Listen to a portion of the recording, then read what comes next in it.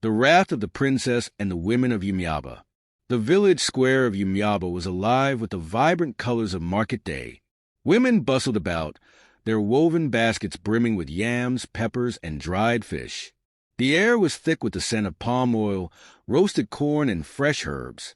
Laughter and chatter filled the morning air, until the sound of galloping horses shattered the peace. A group of armed king's men, clad in red and black, stormed into the market, overturning stalls and kicking over baskets of goods. The village chief's crier stepped forward, his voice booming. By order of the Oba, all traders must pay an extra tax. Any who refuse will lose their wares. A hush fell over the crowd. Then, a single voice rose in defiance. This is an outrage. All eyes turned toward Princess Adizwa, the daughter of the late warrior prince. Her eyes blazed with fury, her dark skin gleaming with sweat. She stood tall, her braided hair adorned with golden beads. The princess clenched her fists. We have paid enough. We toil under the sun. Yet the king grows fat on our labor. We will not be robbed today. The village women roared in agreement. Mama Nkechi, an elderly widow, picked up a broken wooden pestle and pointed it at the king's men. We will not give you one more cowrie, she spat, her face twisted in anger. The king's guards laughed, their spears glinting in the sunlight.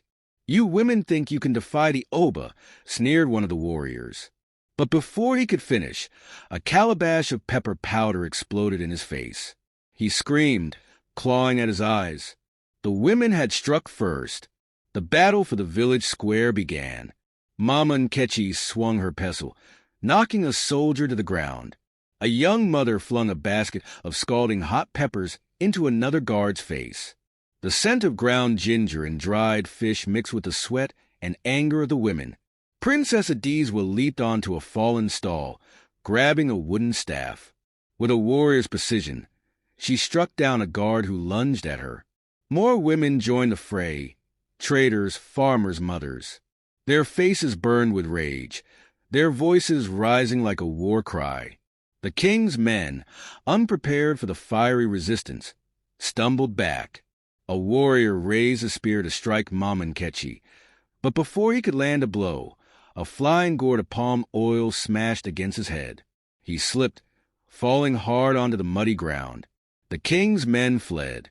The village square erupted in cheers. Princess Adizwa stood at the center, her chest rising and falling, her body covered in dust. We are the women of Yumyaba, she shouted. No man will take from us what we have earned with our sweat. And on that day, the market women of Yumyaba proved that even the might of a king's warriors was no match for the fury of mothers, daughters, and the will of a princess who refused to bow.